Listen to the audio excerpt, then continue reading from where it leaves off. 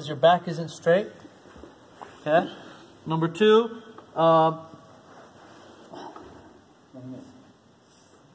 okay, that's incorrect. Your back should be straight. That should be straight. Okay? Should go like this, not like that. Okay, like this. Okay? Also your feet. Okay, look, watch my feet. Your feet.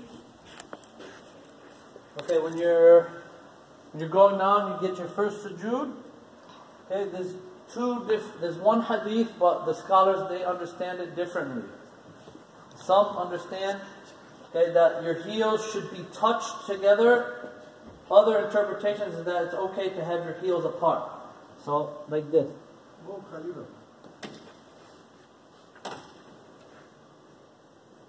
Like this. Okay. Not like this. Many people, when they make prostration, they keep their feet up. That's incorrect. Or like this. Or like this. All that's incorrect. Or like this. All of that is not acceptable because 7 of the organs are not where? Not on the ground. Also the sitting. We're going to get to that, but I want to show you. My knees are a little bit injured. That's why I cannot sit the way that the Prophet Muhammad sat. The Prophet Muhammad would do something called a tawarruk. A tawarruk. A tawarruk he would do after the prayers which have 3 rak'ah, such as Maghrib, and the prayers that have 4 rak'ah. He would do it in the what? In the last rak'ah.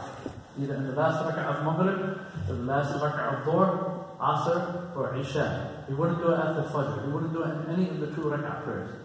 So the way that he would sit, for example, in the first tashahhud, or in the second rak'ah of Fajr would be like this. He would sit on his left foot, and his right foot would be up like this. Can you see? Yeah. Okay. Some people who have knee problems or leg problems, they can't do that. Right? It causes pain. So they might have to pray like this. Okay? But this is the sunnah way. This is the best way. Okay? This is the best way. This is the way the Prophet Muhammad prayed. But the one who cannot do it, right? Try to pray like that. Right? This is not recommended that you do that. Cross your legs like this. But in the last rak'ah, as I said, what the Prophet Muhammad would do is called a tawarruk. Tawarruk. He would put his left leg under his right foot like this. Okay? He would put his left leg under his right foot.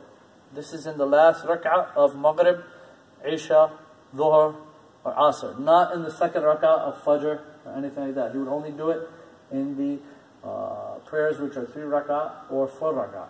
Another thing that is important about the sitting that the Prophet Muhammad prohibited us to do is also sitting like a dog.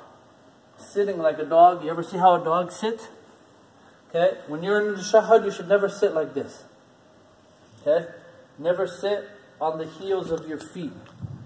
Alright? This is called, right? Iqa' or iqa' or iqa'. Right? Iqa' al-kalb. Alright? This is called sitting, right? The way that a dog sits. The only time you are permitted to do this, or it is from the sunnah to do that, is when?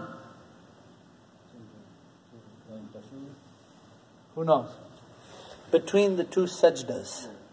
Between the sajdatain, as it came in the hadith of Abdullah ibn Mas'ud.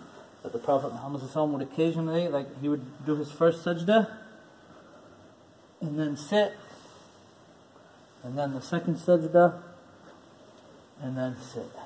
Like this. Okay?